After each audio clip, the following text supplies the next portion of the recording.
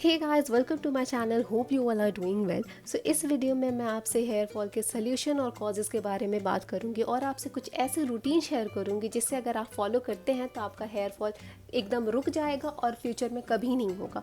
सो इस वीडियो को एंड तक देखें और मेरे चैनल को सब्सक्राइब करें, लाइक करें, शेयर करें। And firstly I be talking about the causes of hair fall. So सबसे बड़ा कॉज है डैंड्रफ। डैंड्रफ होने से तो हेयर फॉल होता ही है, उसके साथ साथ एक्ने भी होता है। तो सबसे पहले हमें अपना डैंड्रफ ट्रीट करना चाहिए, अपने स्कैल्प को क्लीन रखना चाहिए, तभी जाके हेयर फॉल रुकेगा।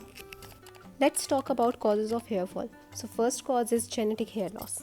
ये एक ऐसा कंडीशन है जहाँ बालों का झड़ना माँ बाप से आने वाले जीन्स की वजह से होता है। अगर आपके पेरेंट्स में किसी का भी हेयर लॉस का इशू है तो 90% चांसेस है कि ये प्रॉब्लम आपको भी हो सकता है।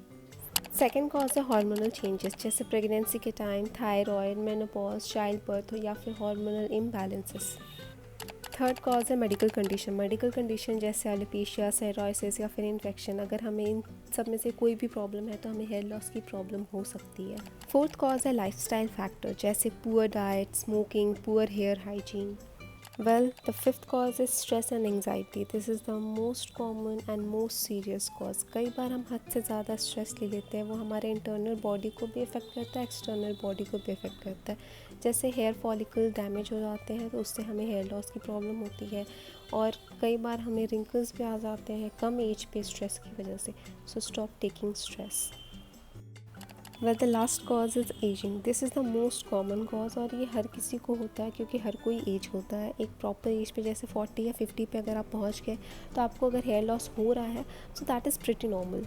There is nothing to stress about. And if you are having any hormonal changes तो प्लीज़ जाकर आप टेस्ट कराएं, और अगर आपको कोई मेडिकल कंडीशन है तो आप एक अच्छे डर्मैट से ज़रूर कंसल्ट करें। Let's talk about the solution of hair fall. Well, make a habit of having amla every day. Do it for at least a month. You will definitely going to see the result. आपका skin, आपका hair सब Baum हो जाएगा। Overnight soaked almond और walnut अपने diet में ज़रूर add करें, इसे भी एम्प्टी स्टमक लें और इससे हमारे हेयर फॉलिकल बहुत ज़्यादा स्ट्रॉन्ग होंगे। शैम्पू करने के 1 घंटे पहले कोई भी आप अपने पसंद का हेयर ऑयल यूज़ करें, अपने लेंथ में अच्छे से लगा लें जिससे हेयर ब्रेकेज कम होगा, और आप अपने स्कैल्प में भी इसको अच्छे से मसाज करें। आप हेड मसाजर भी यूज़ कर सकते हैं, सर्कुलर मोशन में मसाज करें, इससे आपका ब्लड सर्कुलेशन बढ़ेगा और इससे आपको हेयर फॉल में रिडक्शन भी देखने को मिल सकता है और ग्रोथ भी देखने को मिलेगा।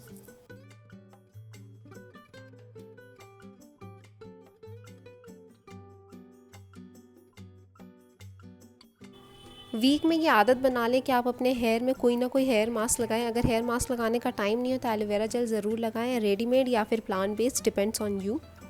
इसे यूज़ करने से हमारा हेयर सिल्की एंड स्मूथ होगा और हेयर ब्रेकेज भी बहुत कम होगा। इवनली अपने पूरे हेयर लेंथ में आप अच्छे से लगा लें और आधा घंटा या 1 घंटे बाद आप उसको शैम्पू से हेयर वॉश कर लें।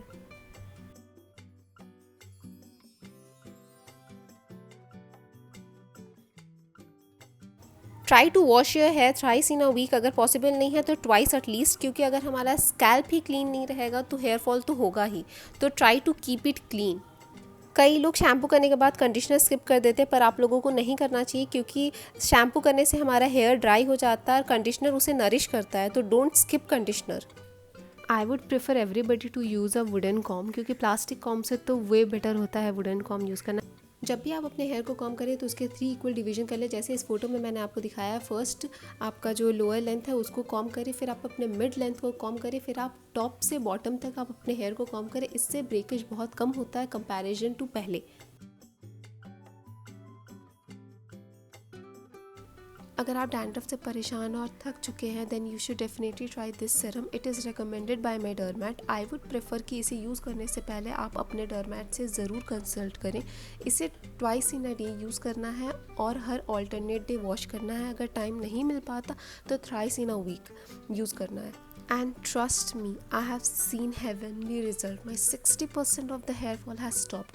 So I would suggest you guys पहले आप अपने dandruff को treat करें, क्योंकि dandruff is the utmost reason for your hair fall and acne. Serum को evenly अपने पूरे scalp पे लगा दे, then at least leave it for 6 to 7 hours. Then after wash it with anti-dandruff shampoo.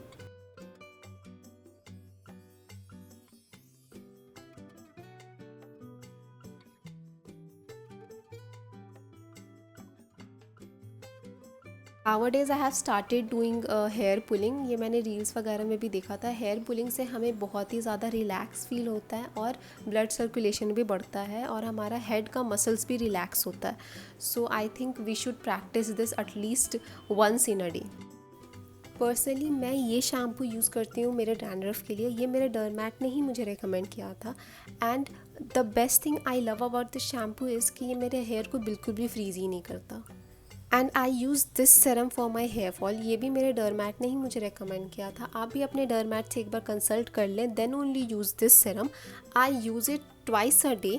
Rose use करना है इसको और at least 2 to 3 month के लिए यूज़ करना है। लेकिन आप एक बार अपने डर्मैट से कंसल्ट कर लें, क्योंकि हर एक इंसान का स्कैल्प टाइप, हेयर टाइप अलग होता है।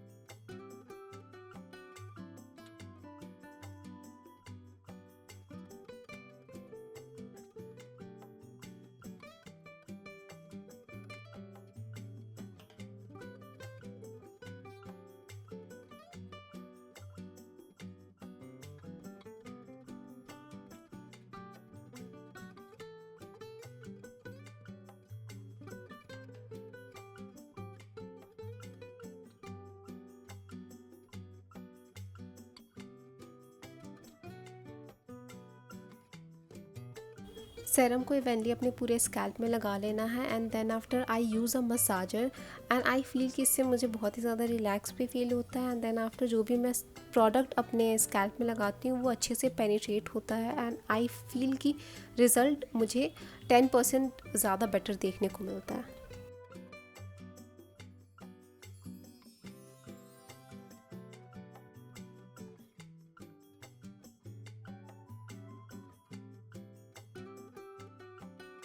जब से हमें हेयर फॉल हुआ है हम हीटिंग टूल्स को तो अपना दुश्मन समझते हैं, पर गाइस ये हमारा दुश्मन नहीं है, बस हमें इसे सही से यूज़ करना आना चाहिए। कोई भी हीटिंग टूल यूज़ करने से पहले हमें एक ऐसा हेयर सेरम यूज़ करना चाहिए जो हमारे हेयर को हीट से प्रोटेक्ट करे। एक ट्रेसमे का यूज़ करती हूँ मैं और एक लॉरियल का है। आप दोनों में से कोई भी यूज़ कर सकते हैं, दोनों ही अच्छे हैं।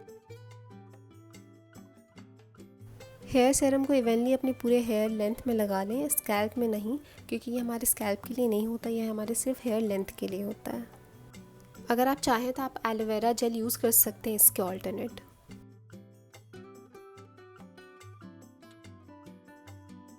अगर आप डेली हीटिंग टूल्स यूज़ करते हैं then you should definitely invest in a heat protecting spray.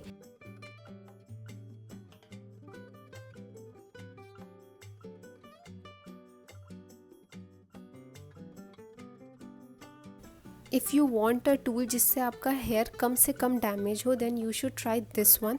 It is by Philips. ये बहुत ही अच्छा हीटिंग टूल है। ये आपके हेयर को अच्छे से स्ट्रेट भी कर देता है और compare to other heating tools ये बहुत ही कम डैमेज करता है आपके हेयर को। I personally use this on daily basis क्योंकि इससे मेरा हेयर डैमेज भी बहुत कम होता है और बहुत ही जल्दी ये मेरे हेयर को स्ट्रेट कर देता है। So it's very less time consuming.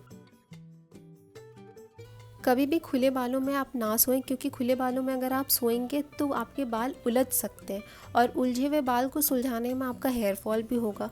So it would be better कि आप अपने हेयर का ब्रेड बना के सोएं और इतना टाइट भी ब्रेड ना बनाएं कि आपका हेडेक हो या फिर आपको प्रॉब्लम हो। So it would be better कि आप एक लूज़ ब्रेड बना के सोएं जिससे आपके हेयर उलझेंगे भी नहीं और आपको हेडेक की भी प्रॉब्लम नहीं होगी।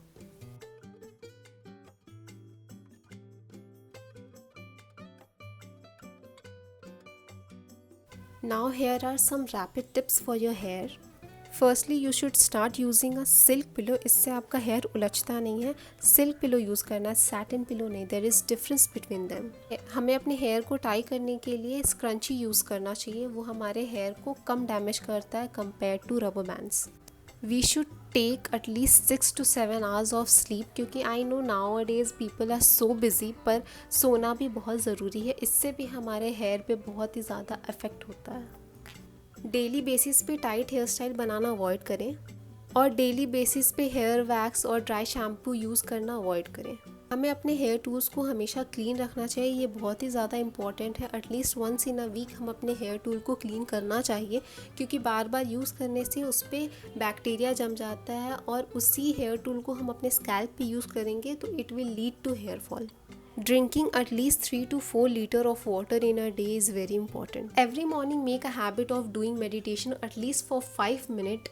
एंड मेडिटेशन से हमारा स्किन और हेयर हेल्थ बहुत बेटर होता है क्योंकि हमारा नर्व्स बहुत ज़्यादा काम हो जाता है and our body start working positively. And there is exercise which is called stand forward bend. इससे हमारे हेड तक ब्लड फ्लो आता है और इससे हमारे हेयर फॉल में रिडक्शन भी देखने को मिलता है. Thank you for watching my video till end. Please don't forget to subscribe to my channel, like, share and comment. और प्लीज़ आप कमेंट करें कि मैं नेक्स्ट किस टॉपिक पे वीडियो बनाऊं. And thank you so much once again.